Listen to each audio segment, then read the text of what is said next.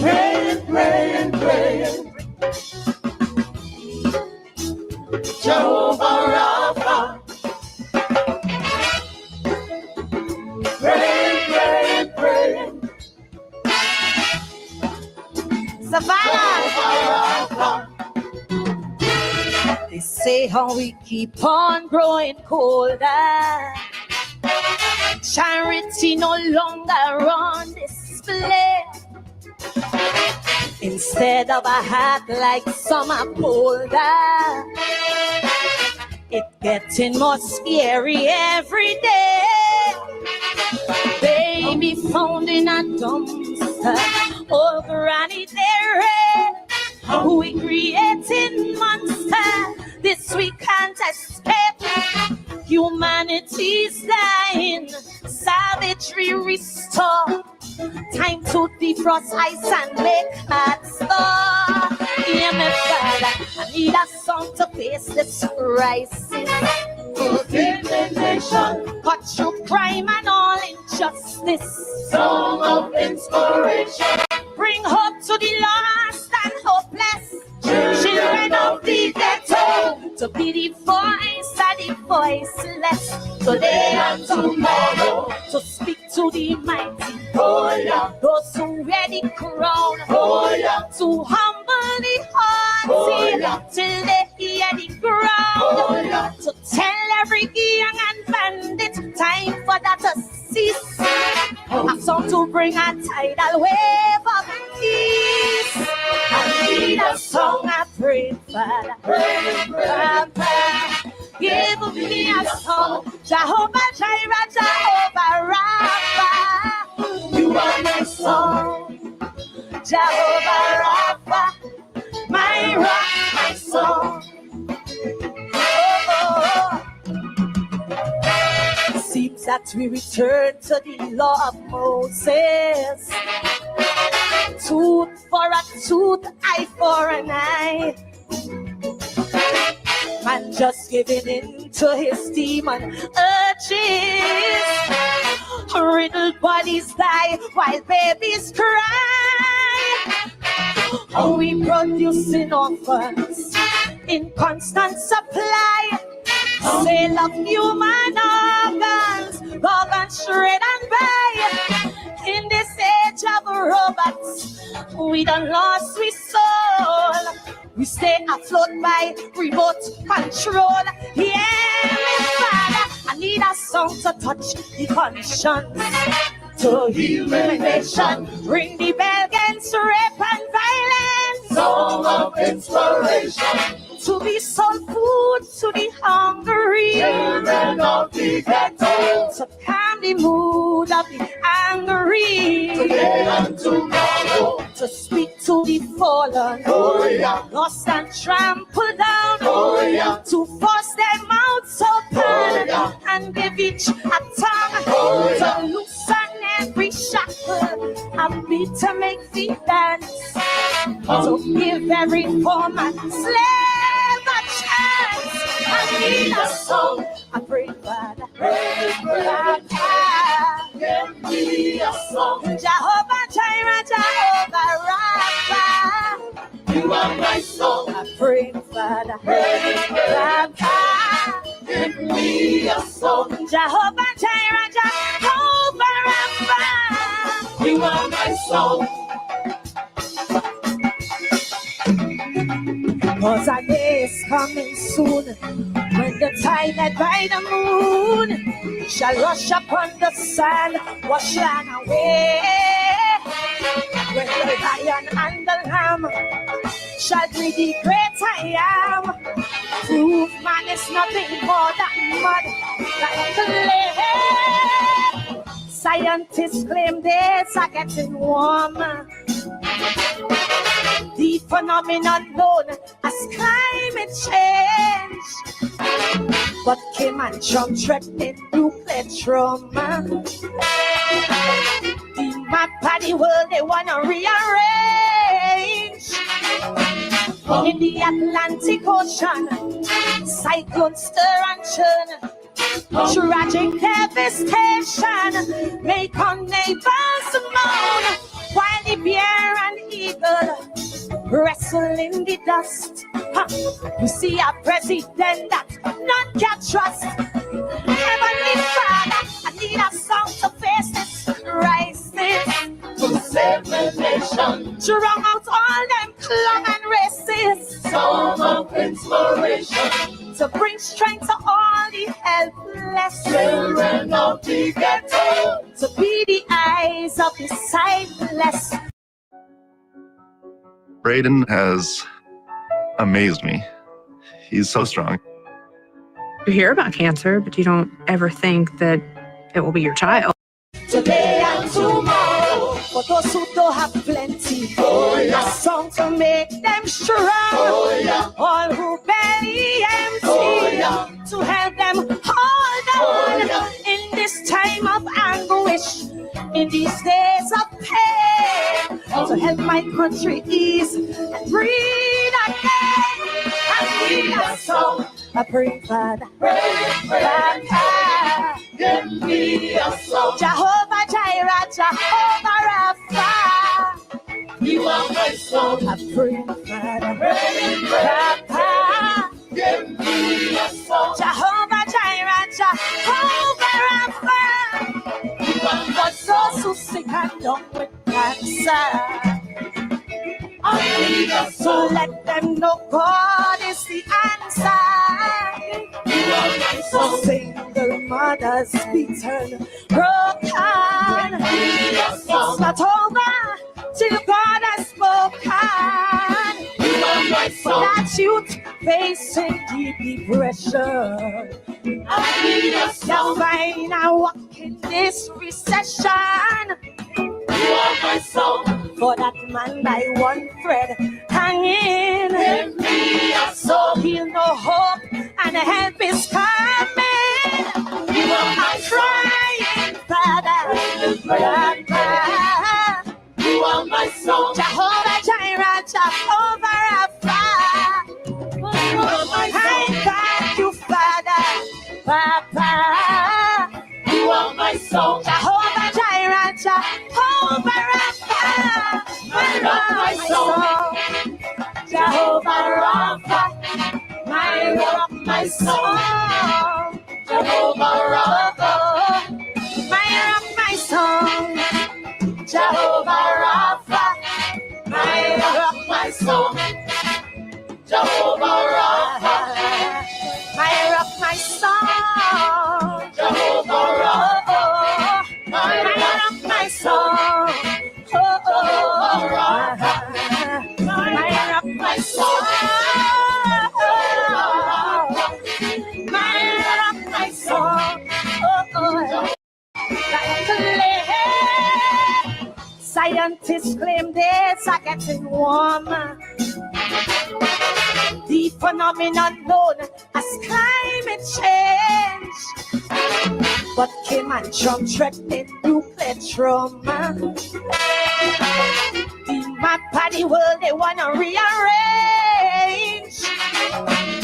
In the Atlantic Ocean, cyclones stir and churn. Tragic devastation make our neighbors moan, while the bear and eagle wrestle in the dust. You see a president that none can trust. Heavenly Father, I need a song to face this crisis, To save the nation, to wrong out all them clan and races, song of inspiration, to bring strength to all the helpless, children of the ghetto, to be the eyes of the sightless. today and tomorrow. For those who don't have plenty, Oh a yeah, song to make them strong. oh yeah, All who belly empty, Oh, yeah. to help them hold on Oh, yeah. in this time of anguish, in these days of pain, to help my country ease and breathe again. And we are so I pray, Father, Papa, give me a song. Jehovah Jireh, Jehovah Rapha. You You are my song. I pray, Father. Pray, Papa. give me a song. Jehovah Jireh, Jehovah Rapha. You are my For those who sick and down with cancer, I need a so song. let them know God is the answer. You are my song. Single mothers beaten, broken. Need a It's song. not over till God has spoken. You are my song. That youth facing deep depression. I need a You're song. fine and walk in this recession. You are my song. For that man by one thread hanging. Give me a So song. he'll know hope and help is coming. You are my Crying, Father, Papa. You are my song. Jehovah Jireh, Jehovah Rapha. Jehovah Jireh, Jehovah Rapha. You are my song. Jehovah Rapha, my rock, my song. Oh.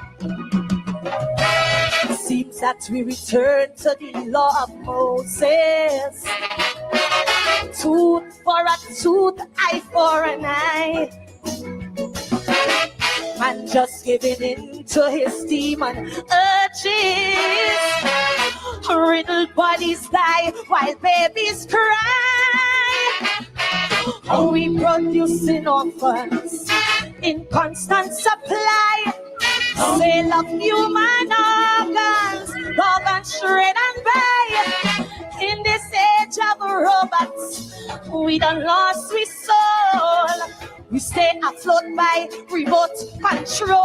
Yeah, my Father, I need a song to touch the conscience, to heal the nation, ring the bell against rape and violence. Song of inspiration. To be some food to the hungry, Children of the ghetto. to calm the mood of the angry, Today and tomorrow. to speak to the fallen, Oh yeah. lost and trampled down, Oh yeah. to force their mouths open, Oh, yeah. and give each a tongue, Oh, yeah. to loosen every shackle, a beat to make feet dance, to give every foreman slave a chance. I need a song, I pray, Father, Give me a song. Jehovah Jireh, Jehovah Rapha. You are my song. I pray, Father, Give me a song. Jehovah Jireh, Jehovah Rapha. You are my song. Cause a day is coming soon when the tide led by the moon shall rush upon the sand, wash land away. When the lion and the lamb shall be the great I am, prove man is nothing more than mud that clay. Scientists claim days are getting warmer. The phenomenon known as climate change. But Kim and Trump threatening nuclear trauma. The map of the world they wanna rearrange. In the Atlantic Ocean, cyclones stir and churn. Tragic devastation make our neighbors moan, while the bear and eagle wrestle in the dust. You see a president that none can trust. Heavenly Father, I need a song to face this crisis, To save the nation. drown out all them clung and races, Song of inspiration. to bring strength to all the helpless, Children of the ghetto. to be the eyes of the sightless, today and tomorrow. For those who don't have plenty, Oh yeah. a song to make them strong. Oh yeah. All who belly empty, Oh, yeah. to help them hold on Oh, yeah. in this time of anguish, in these days of pain. to help my country ease and breathe again. And lead us so. I pray, Father. Give me a song. Jehovah Jireh, Jehovah Rapha. You are my song. I pray, Father. Give me a song. Jehovah Jireh, Jehovah Rapha. You are my For those who sick and down with cancer, I need a so song. let them know God is the answer. You are my song. Single mothers beaten, broken. It's not over till God has spoken. You are my song. That youth facing deep depression. I need a You're song. fine and walk in this recession. You are my song. For that man by one thread hanging. Give me a So song. he'll know hope and help is coming. You are my Trying, Father. You are my song. Jehovah Jireh, Jehovah Rapha. You are my I song. thank you, Father. Papa. You are my song. Jehovah Jireh, Jehovah Rapha. My rock, my song. Jehovah Rapha. My rock, my song. Jehovah Rapha. My rock, my song. Jehovah Rapha. My rock, My song. Jehovah Rapha. my rock, my song. Jehovah Rapha. My rock, my song. My rock, my song. My rock, my song.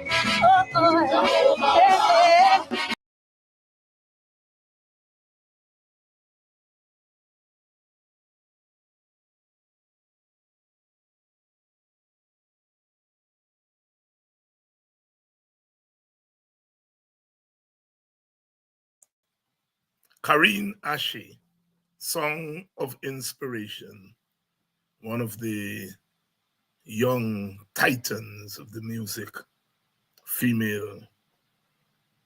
Song of Inspiration, quite a moving calypso. Good evening and welcome to Politics 101. Song of Inspiration.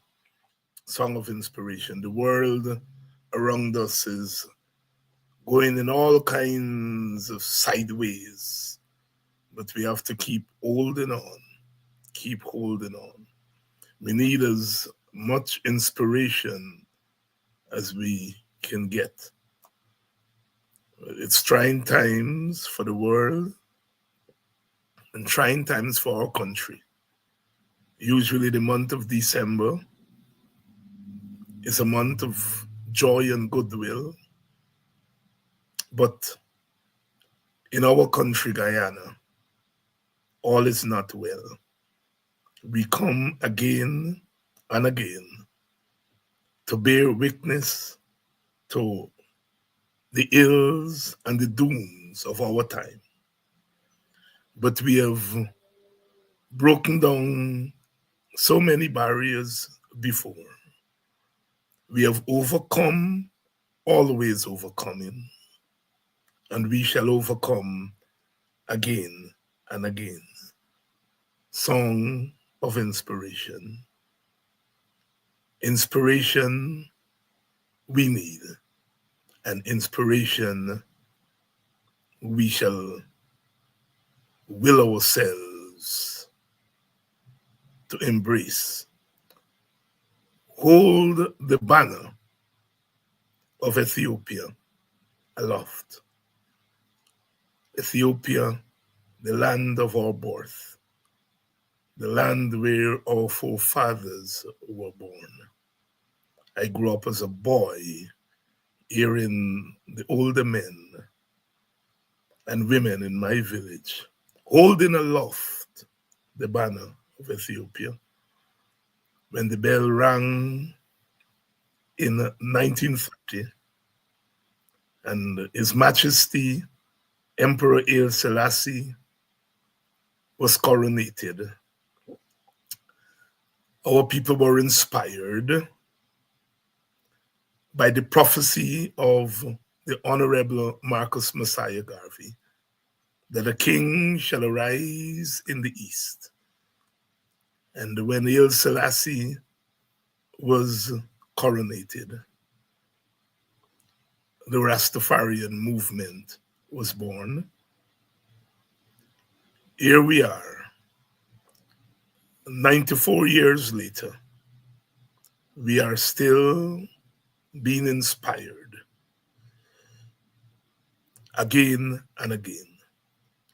The times may be dark. It may be storming tonight, but joy cometh in the morning, always. Joy cometh always in the morning.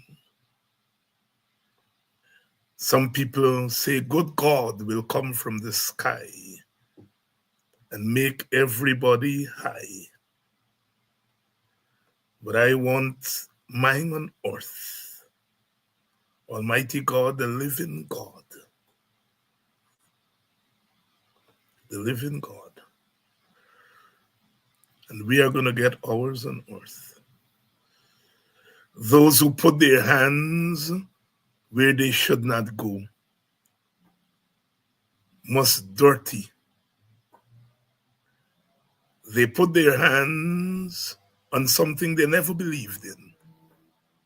They never believed that we, the Guyanese people, are the real owners of the wealth that's God, Jehovah, whatever you call him or her. That wealth was put there. That wealth at the bottom of the ocean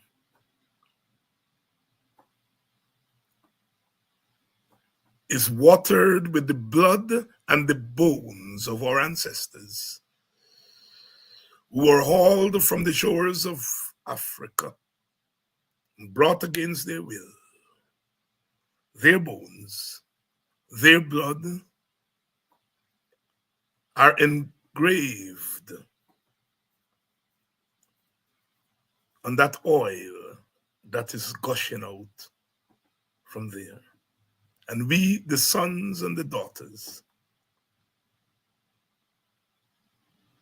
the grandsons and the granddaughters, the cousins, because those who came after are our cousins. They are our cousins. And all of us are destined to share that wealth. And those who never wanted to share it with us, they tried to do a fake thing. But the hand of God is writing on the wall. The hand of God is writing on the wall that they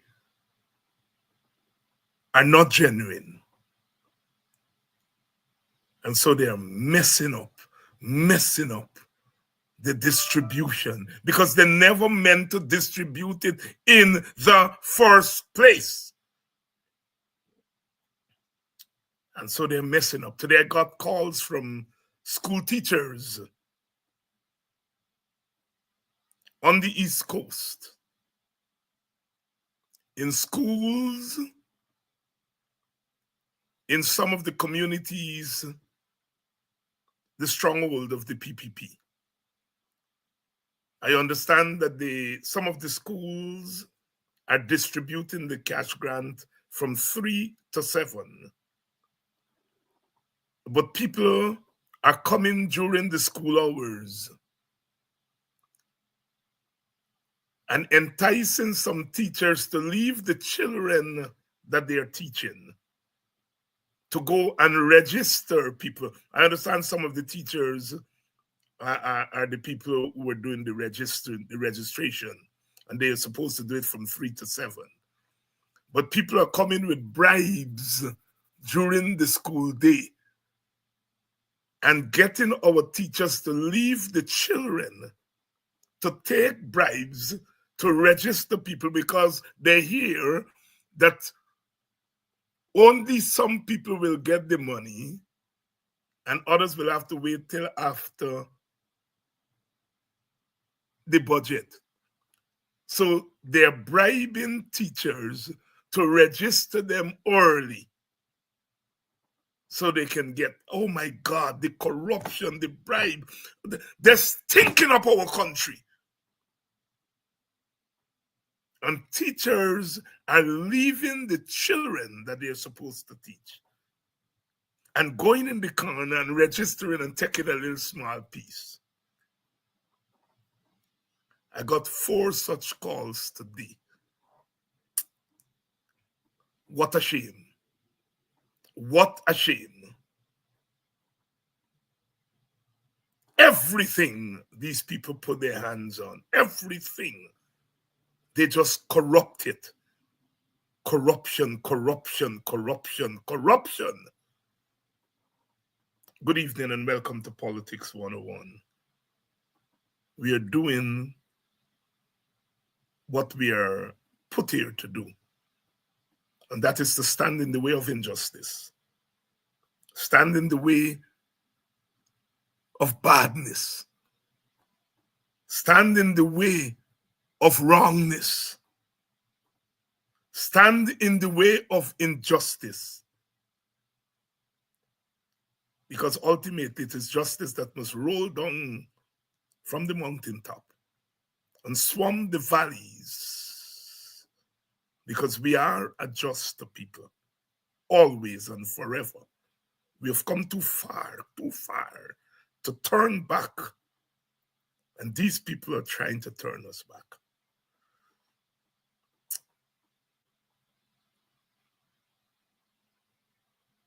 Apostle London is here tonight. Let's roll. Let's roll, because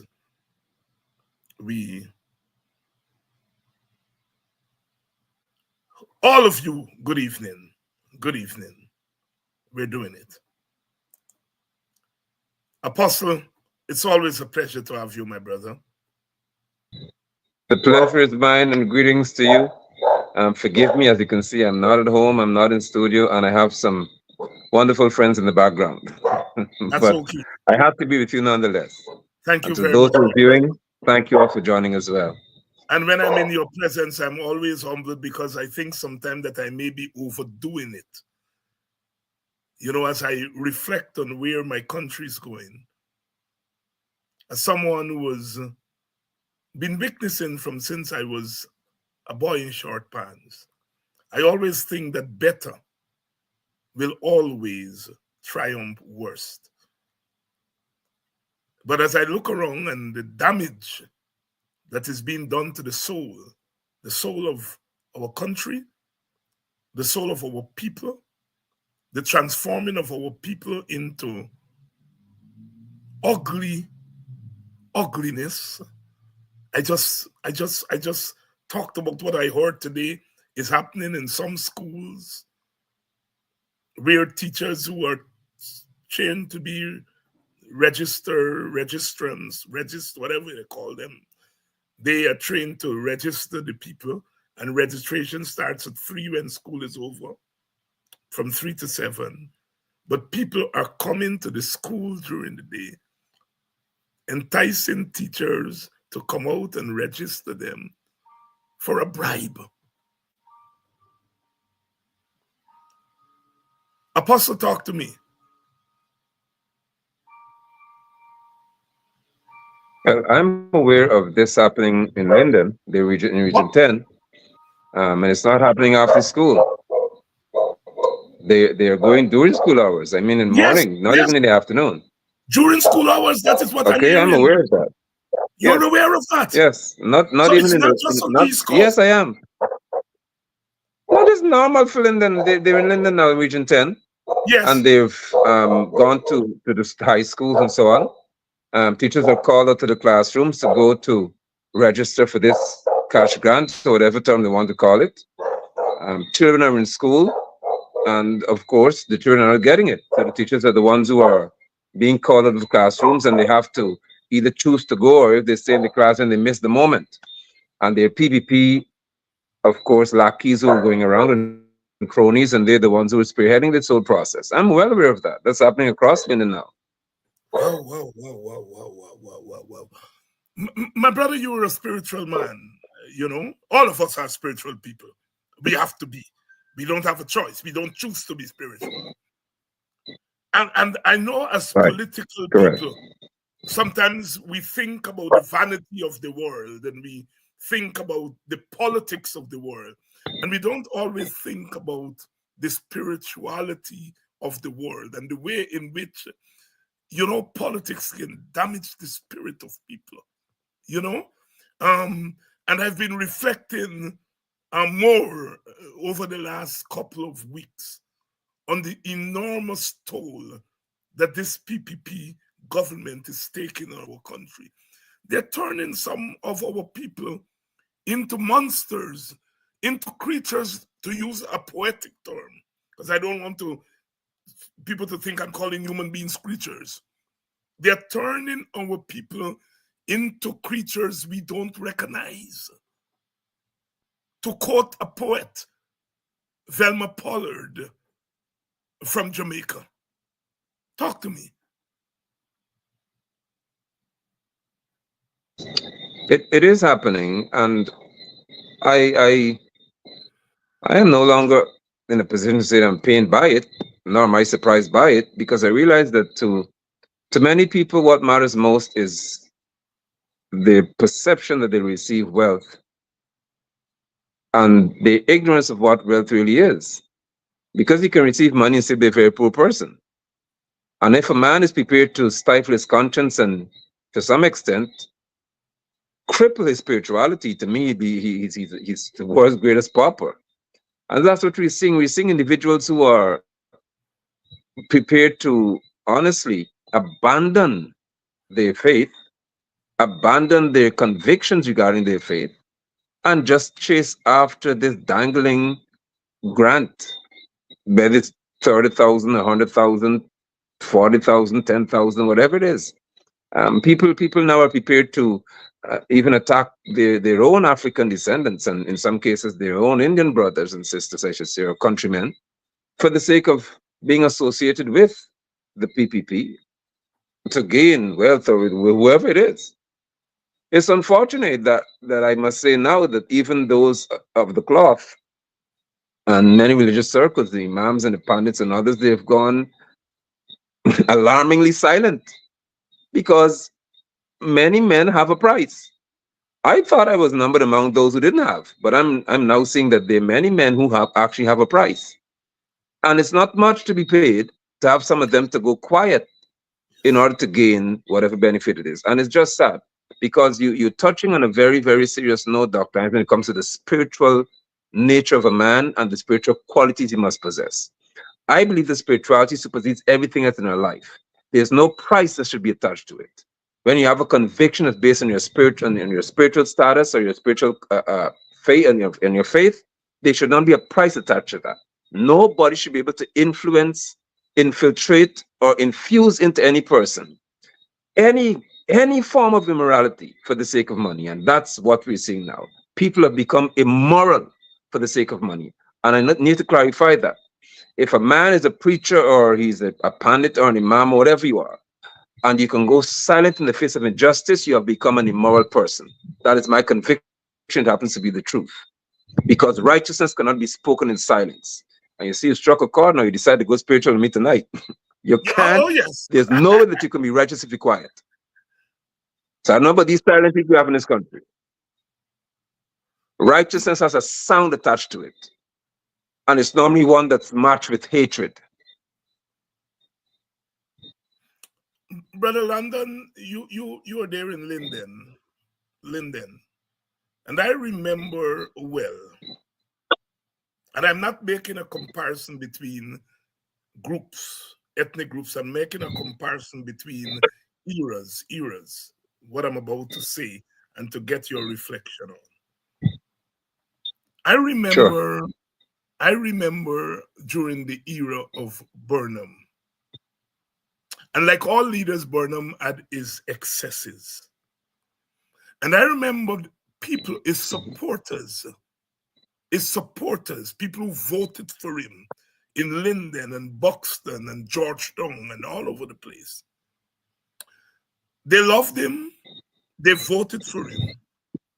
But when people like the Rodneys and Quayanas and Thomases and Andayes and Ogunses and others said, but he's engaging in excesses. The very people who loved him, who voted for him, came out on the streets and protested against his excesses. It's I was part of it as a boy and as a young man. And as I get older, I'm reflecting back and I'm realizing that was something deep was happening. People who profoundly love a leader, but were prepared to stand up and to say, we love you, but we do not like your excesses. And as I look around now, people who love this government, love the leaders of this government, are so quiet and so complicit, all of them from top to bottom. They have gone quiet, they're hiding, and they're not saying to their own, but you are wrong. Oh my God, I'm not comparing Africans to Indians. I'm comparing eras. Yes, it was mainly Africans who loved Burnham, and it was mainly Africans who stood up against Burnham in places like Linden and Georgetown and the African villages. And today, the supporters of this government, Indians, Africans, the few of them, Amerindians, they watch this government plunder our country and say nothing. Reflect on that for me, my brother.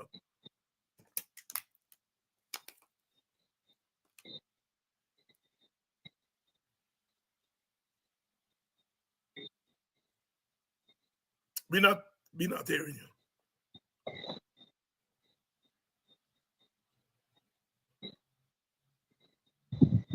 I didn't hear the latter part of it. No, I'm saying please reflect on my observation there of then and now. The way in which the followers. Thank you, Dr. Annie. Yes, go ahead. Thank you, and I must say or reiterate that your observation is not about ethnicity. It's about person's character. It's about what makes a man. And I believe that then in that era, the likes of Quayan and those they and Rodney and so on, they're built differently. They were not wired to be attracted to that which is wealthy or appears to be wealthy in terms of having much. They were not attracted to greed, as far as I'm aware, to chase after it. And more than anything else, they were more or less people who were given to being rational and processing things and analyzing and being prepared to propagate their thoughts among people. And it was just a refreshing time even I read about it. The culture of people we had, and I encountered, of course, Yussi Kwan up until now in his writings and his utterances, and he was very, very given to, or prone to being one who analyzed a lot and spoke to how he felt. What we have today, in reference to those who, I don't even think some of them support the PPP, and that's unfortunate. They're not necessarily supporters of. They're just those who are opportunistic and are aligned with the PPP to receive something from them. And that, I think for me, that's called whoredom. I can't find another word for it. They just align themselves to receive something. So in essence, they would not speak to their convictions because their conviction has an economic disbenefit. Let's just face reality here. There are people who would whisper in circles. The man, they're doing too much, man. I don't think Barra doing the right thing. Why they got to forget all the money? Why do someone build a big 2, 4, 5, 6, 7 houses? And they would say that. Why do someone have so much money in a contract and that one can't? They'll mumble and they'll murmur among themselves, but they would not say it loudly, because to speak as loudly as Walter Rodney or Yussi Kwayana or those who had the nerve to say that would cost them something economically. And that is where the difference lies. It's called greed. It is whoredom. It is ridiculous, to say the least, that persons who are not even supporters of the PPP are aligned to it because of what they can gain from that. And that is the dangerous place to find ourselves in, whereby persons, it's no longer about whether you are what they call a die-hard supporter. It's about whether you are a wise opportunist. And to be a wise opportunist in this case is to be one who's quiet and a recipient of that which they consider to be food, because everybody got to eat. Apostle, let's get proper to this cash grants, this cash handout, whatever it's called. From the day they announced it to now, it is becoming clearer and clearer that, first of all, they never intended to do a proper transfer of some of the wealth of people. Second, they don't know anything about how cash transfers work.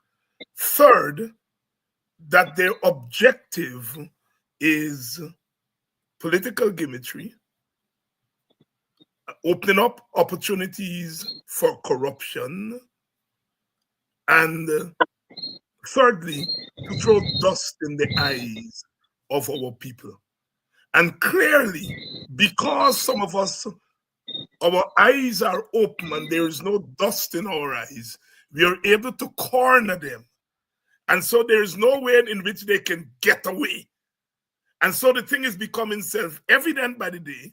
When you were here the last time, we said, look, this thing was not budgeted for. Correct. Jagdio cost us.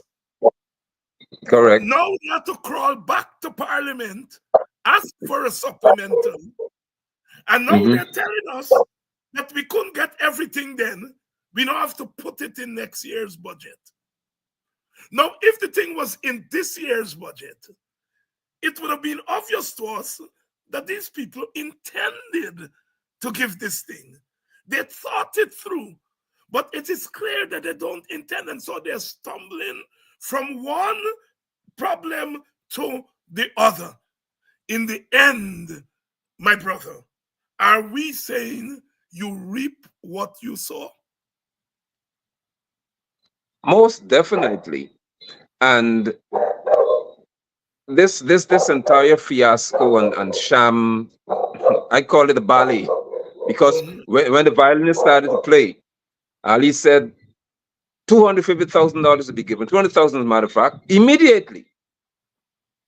And the man who's paid to function as the executive president of this country made a declaration, an utterance.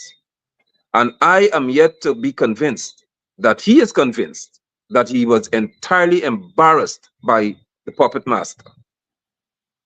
It was a disgrace of international proportions when the head of state can say you will receive something, and then one who has no, as far as I'm concerned, constitutional office. There's nothing called vice president in our constitution. That's an exclusive position. And he can say, no, you're not getting any $250,000. Furthermore, you're not getting anything right now. You'll have to wait. It tells me that there was no intention. It goes beyond planning, Dr. Hines. There was no intention to do it. There's not about planning here. Because if they intended to do it, they'll operate just as they've done in many other ventures. They had no intention of doing so. But they realized that if you have elections in a few months, then it makes sense to try to bribe the Guyanese population, because their performance has been so dismal. The way they've treated with our interests has been so dismal. And what they call development is so disgusting that they have to find a way to pay you to vote for them. And that way would have been to call a huge sum. Because for any Guyanese to think that $500 is a lot, it means to the PPP, you are a poor person. You are severely impoverished. To say that in 2024, $500 $100 can move you is an insult to the average Guyanese. And one like me, I take that as a direct insult. Worse is when you tell me that I have to be photographed to receive it, because the cane cutters in quarantine then one photograph to receive $250,000. Though they got severance before from the Guyanese administration, they were paid, and they came back and said, we're suffering. And Jagdio, I was in quarantine that day. I was there that day when Jagdio said to them, you shall receive $250,000. No photograph was taken. And now they're going into schools and tell teachers that they have to be photographed to receive money.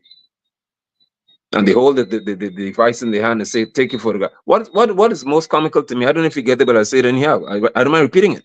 Is when they tell me, or a person, that you have to, I think I have it. Yeah, I have it. Okay.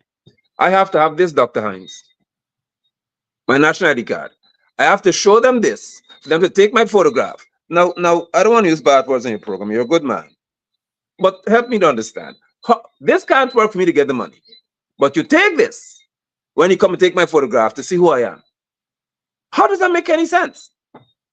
You take my national ID card so that you can identify me, to take my photograph when I show up for the money. Well, I don't want it. I'm launching a protest, and I don't know how many Guyanese are prepared to stand by it, but I am not going to receive any insulting gesture from the PPP or anybody to say that I have to be photographed. If the cane cutters were not photographed to get $250,000, I shall not be photographed to receive $100,000. It's not happening. And more than that, the manner in which this ballet is playing out. Ashley say one thing. Mark Phillips says something else. Jagdio comes, of course, being the big bad boy, saying, none of y'all right. Wait until some of y'all will get it next year. Then they go into the schools. I thought you could have gone to some center to get this. Now they go to people's school to say, come at your classroom. Come, teachers. And people run and leave the people serving alone. So they can be photographed and not receive the money, by the way. And then in Lethem, you're hearing people are getting money in envelopes. So what's really happening in Guyana here? I thought it was going to be you receive a check of some sort, or when the time is right, then you get this money. But no, in certain regions, the reports are coming in that persons are getting their money in hand. The ballet continues because the players have a gimmick that's unfolding before our eyes. You know, and the thing with the teachers, let me repeat again, repeat again. That's fine. Let me repeat again for emphasis. Look, some of the teachers are trained, and they're the people after school who register the people to get the cash grants. What is happening in some of the PPP communities is that they're turning up to the school. The teachers who are supposed to register them at 3 o'clock, they're calling the teachers out of their classroom, giving them a little frick and say, register me. I want to wait till 3 o'clock to go in the line because I hear not everybody gonna get the money before Christmas.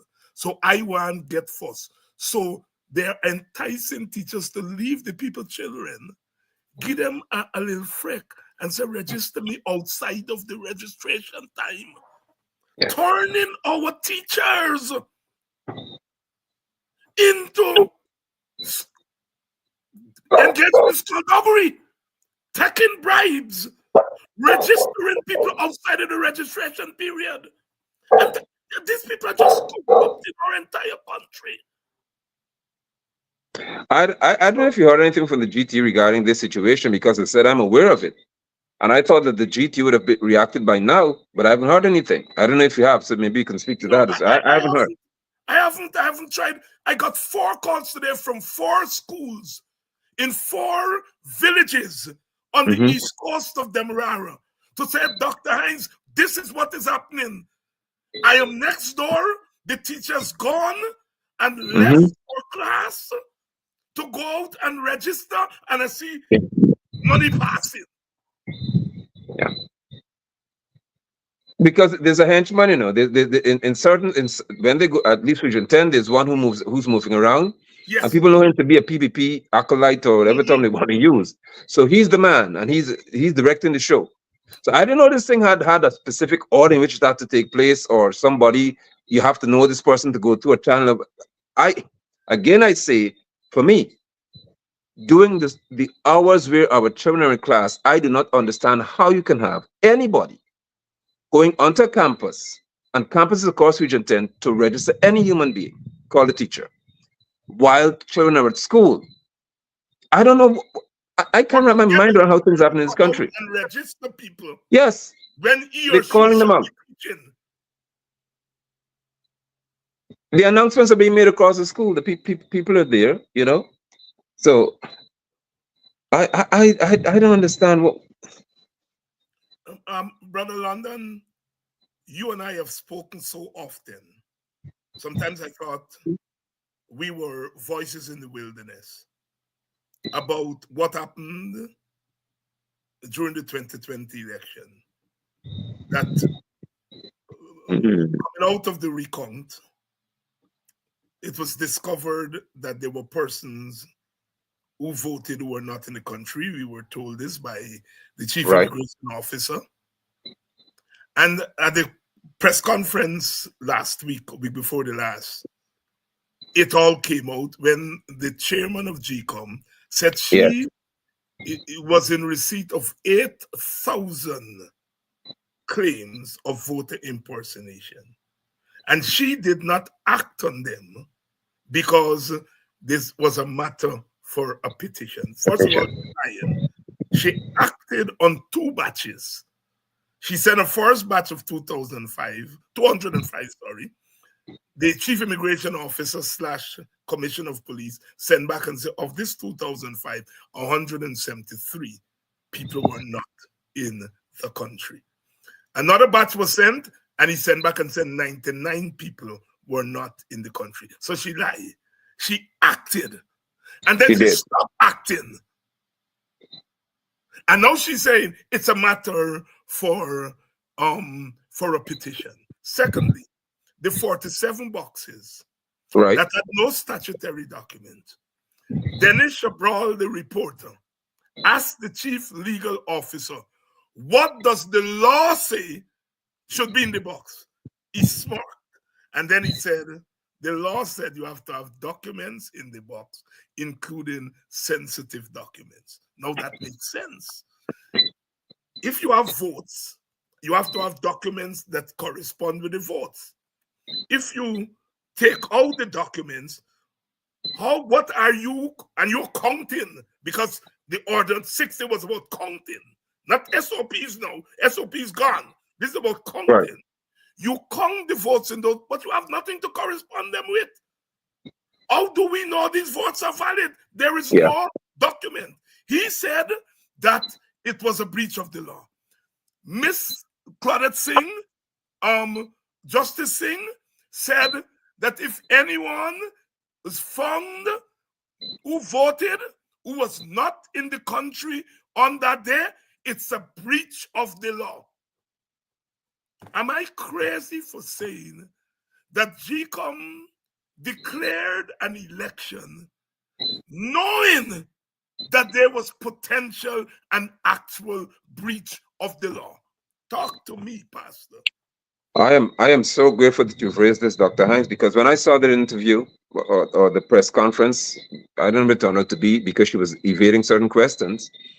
But when I saw that, again, it points to the puppeteering that our nation has now become known for, and it's becoming an embarrassment.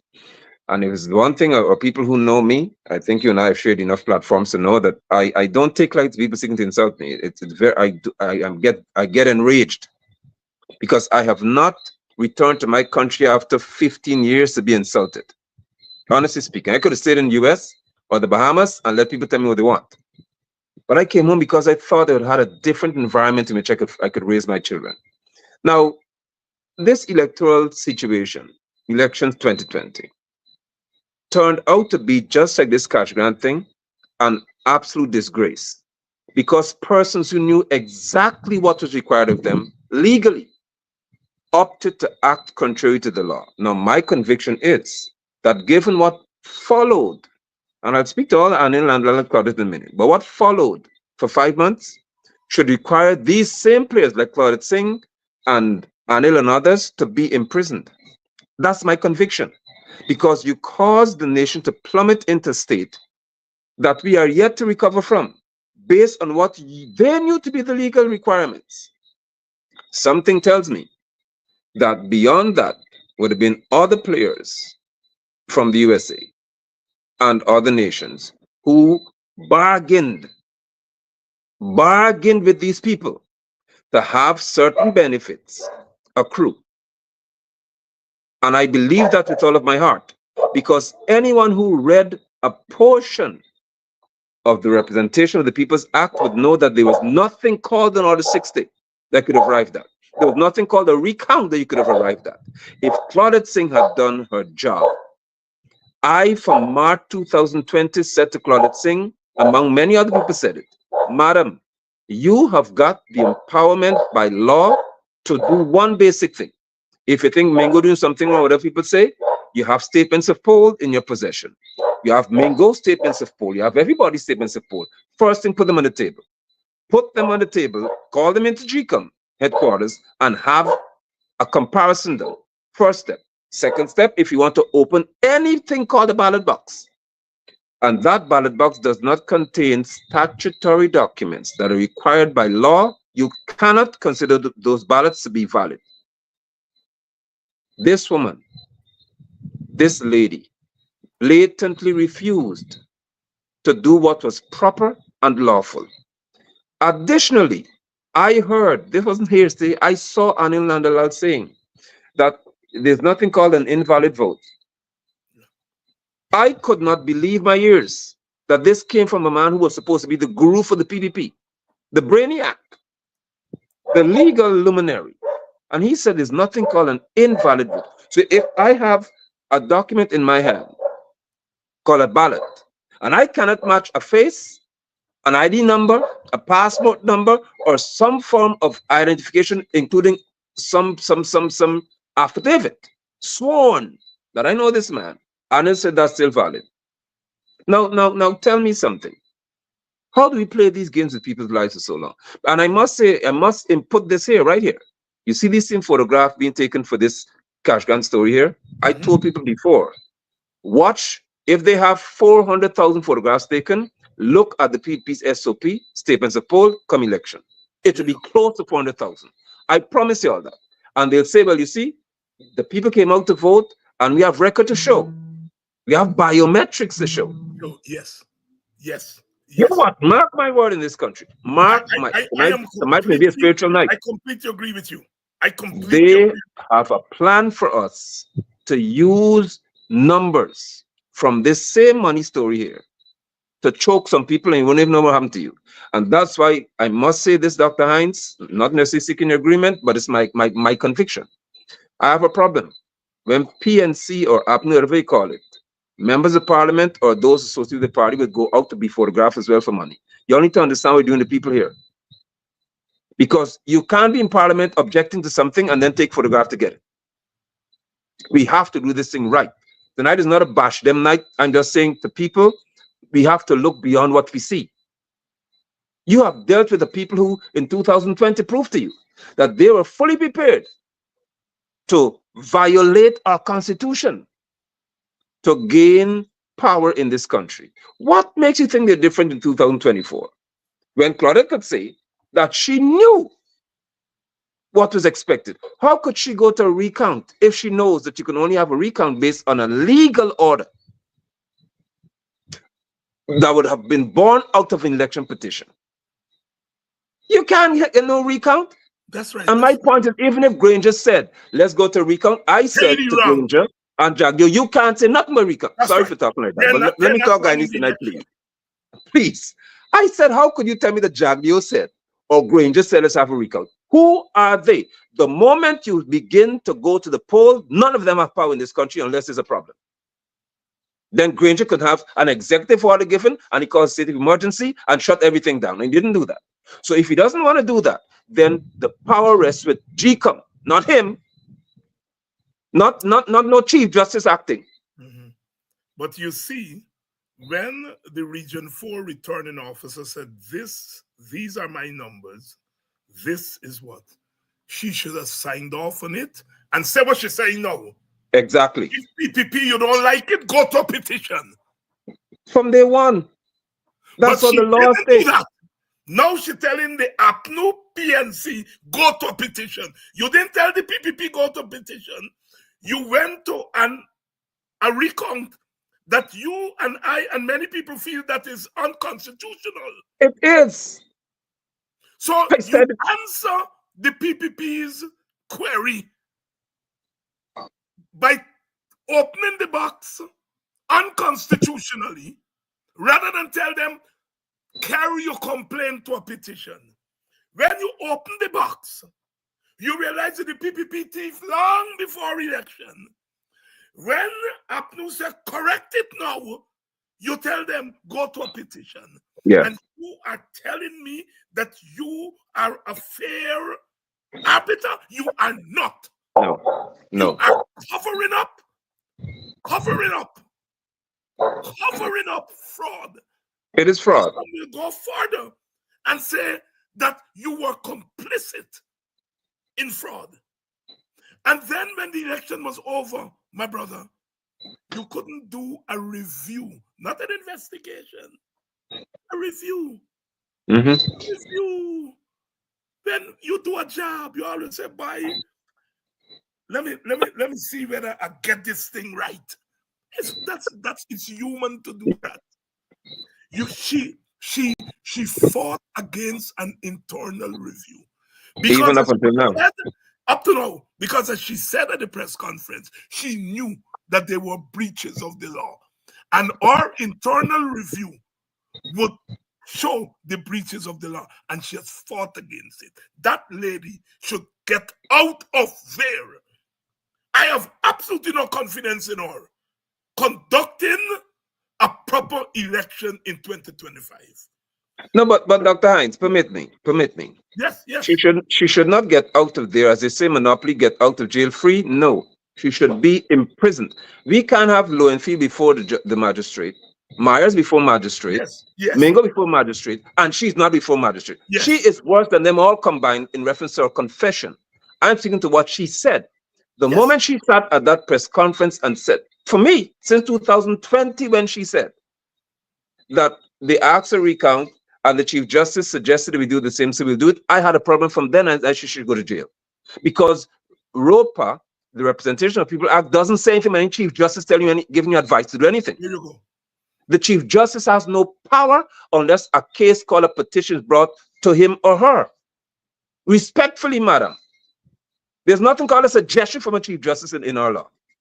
But I'm convinced, Dr. Hines, that there were international players who caused person in this country to bypass, eliminate, totally forget and abandon the law to orchestrate what I consider to be a change of regime, because it was too glaring, the fraudulent conduct, for Claudia Singh to say she didn't know that you can't announce an election the way she did it. It was too glaring to see. We could all see this. Yeah. And as time progressed, we noticed that certain statements began to be made. And I'm going somewhere with this. The US started to say, hey, why Chinese having so many contracts? Remember that? Yes. Why giving Chinese so much? After election 2020, they went to Washington and certain things were being said. Hey, why Chinese didn't know that? You have to share the pie. I don't forget words now. You have to share this thing. So we became, our patrimony, our wealth became something to be bargained for. And I could tell the Guyanese public that since the US started asking certain questions and they did not get favorable responses, because China will be building Harbor Bridge, China will be building East Coast Road, China will be building Lyndon Mackenzie Bridge, the US is saying, you have not done what we told you to do. So let's see what happens in this case, because you could try to rig all you want, but regime change was our reality in 2020. It was regime change. It was external forces who made Claudia Singh refuse to act, as far as I'm concerned, because she knows the law. She functioned in an election matter before this. So she was best equipped to know that you can't come to tell me anything when you recount nonsense. That doesn't exist in her vocabulary when it comes to a matter called election before petition is heard. Pastor London, I heard Jerry Govaya said publicly that they were in touch constantly with the Americans. Correct. And that the Americans put some initial sanctions on some people in APNU, and that they were about to extend the sanctions to their family. And that is when the towel was thrown in. On August, he said that this is not what somebody tell me, said. He said that, he admit, and then the American State Department, later in the report, they said the government was installed. Correct. Installed. It's not the PNC come up with that install government thing. No. That is the Americans. The State Department. The State Department said the government was installed. Them people are not dummies. When they talk, they know what they're saying. They didn't say the government was elected. No. They said the government was installed. And Jerry Govaya said he was in touch with the then people. We knew that Pompeo came here a mere days after the election. Up to this day, we don't know what he signed with our government, what the meeting was about. He now came back recently as a private citizen. Correct. And people want to say that election, you had attempted rigging election. The PPP rigged the hell, excuse me, bad word, rigged the hell out of that election. And Pastor, you and I have been on this because I think even the APNU people give up on it. Yeah. I think even the APNU people at some point give up on it. All right? Although that's the strongest case. And people like you and I kept saying, this thing wasn't regular.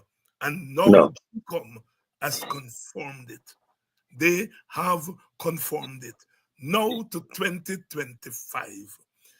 The PPP, Jack Dio, Ram Karan, and others are saying, look, we cannot get biometrics because you have to do constitutional reform to get biometrics. You cannot get a clean voters list by household registration because it will take a year. Now, they're not saying that biometrics is wrong. If we just can't do it, we got to change the constitution. Jack Dio said biometrics is a new voters list through the back door. They are aware of what they are doing.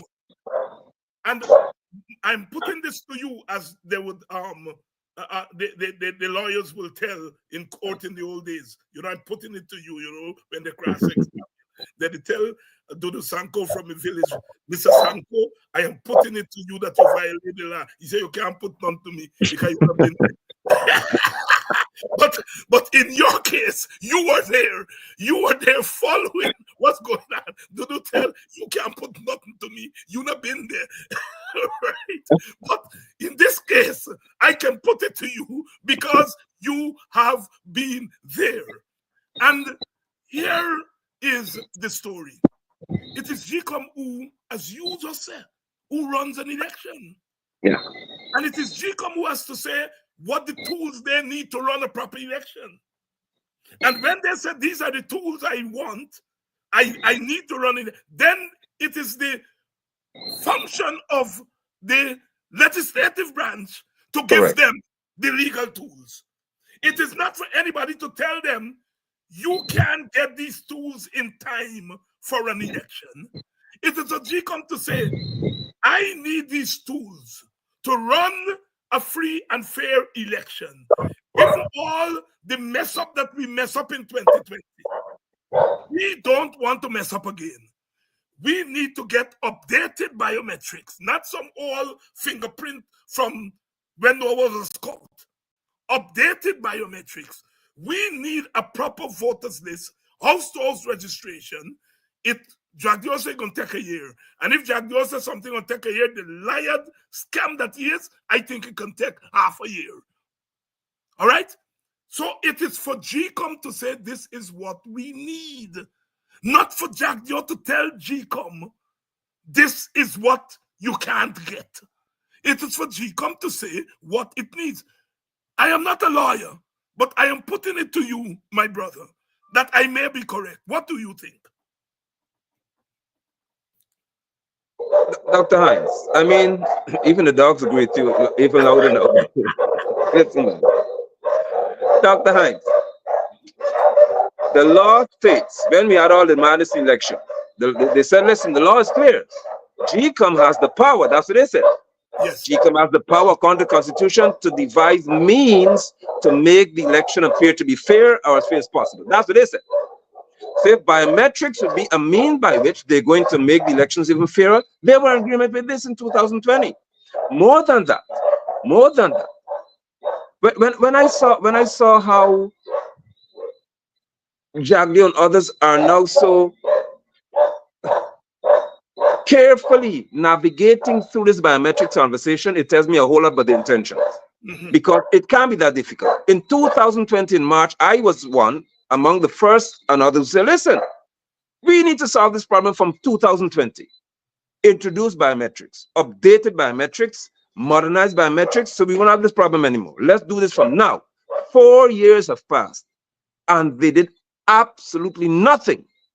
Which tells me that if it would have taken a year to do it, then you have 4 to do it. They had no intention of doing it. And what I want to submit to Guyanese people is this, that if they did not do it for 4 years, they had no intention of doing it even in the next 10.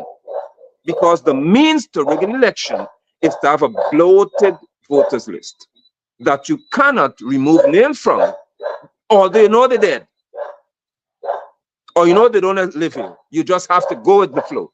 And we now over 700,000 on that list. 700,000 eligible voters going to that list. What did that, Dr. Hines? How do we have a case in which GCOM would have been well aware of persons who were not even present in this country, and they voted? And they say we have a means to eliminate that. At least we can eliminate it with biometrics being updated. They refuse to do that too.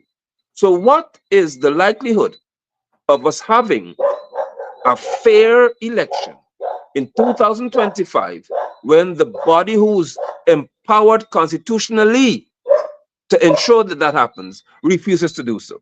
When Claudia Singh spoke about biometrics as though this is something that's so difficult for GCOM to accomplish, I was wondering, where is this woman's head? Who is in her ear and who has controlled her mouth?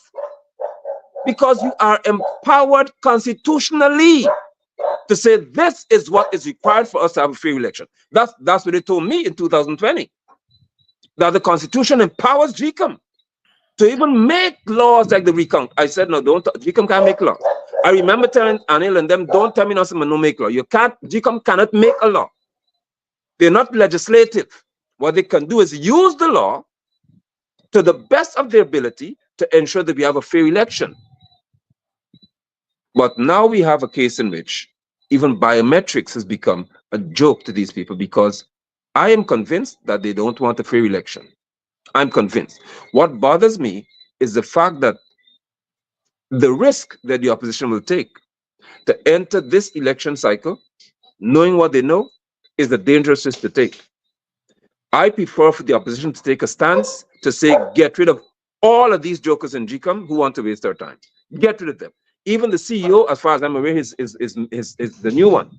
He got in there. He didn't have 10 years experience. But say, well, he was around people for 3 years and stuff like that, so he could get in. I think that was the reasoning she made. He was not qualified. The Jamaican was qualified. He wasn't. And we worked with him because she said, well, he was around, and you could count that as experience. Claudette is not acting in a manner since 2020. I don't know. We wait till now to say it. Since 2020, she should have been out. We can't play hopscotch when it comes to the next electoral process, because it's going to be worse in 2020. I promise you that. It shall be worse, because the plan is to have, as far as I can see it, enough in the bag to get their way. Let me take this further if I can, Dr. Hines. I remember Anil said These are not my words. Arnold said that they sweat, they toiled through the night. Toiled. They worked tirelessly. We went to buy dildo in Guyana. That's what he said. They toiled. They worked overtime so you can buy sex toys. But you can't work overtime to have an updated law, an amended law for biometrics. So what matters to y'all? When it came to the Natural Resource Fund Act, oh, that was quick. That was swiftly. That was rushed through Parliament with the mace. Oh, yeah, they tore it down your throat. But you can't rush through a biometrics a lot to simply say, okay, we're now going to allow for updating of the biometrics, the spectrum that you can use. You can't do something so simple. You need to toil then, sweat all night annually like you did for sex toys. But they would not do that because they have no intention of doing it. Apostle Nigel London here tonight. I usually thief some time from Sherrod, but Sherrod play a trick on me tonight. He said, Dr. Hines, I need you on my program tonight. So I can't thief time from him. Apostle London, your closing thoughts as we close out so I can jump over to Sherrod. What's happening there in Linden? Talk to us. I wish you well, Dr. Hines, and I know that you shall do well. Linden is seeing excessive and extensive works being done in reference to roads. I think that's made the news that hundreds of people have been awarded contracts. I happen to be one of them. There was awarded a contract, but the again, like elections, the unpreparedness is glaring. People are being awarded contracts with no contract in hand to work. Awarded contract with no notice to proceed or notice to work in hand, but you could just work. And because like the cash grant, they are unprepared and it's all about political gimmicks, and this has to stop or be curtailed. So a lot is happening, but I must say, do well. Finally, I say the Guyanese people, do not be tricked. If you have to take a photograph to get money by using your ID card to identify yourself, it should tell you something is amiss. You cannot be asked for an ID card so they can take a photograph to identify you. It makes no sense. Something is amiss, and pay attention to the statements of hope from the PPP in 2025, based on this same photographic experience you're having now. Thanks, Dr. Hines. Thanks so much, and do well.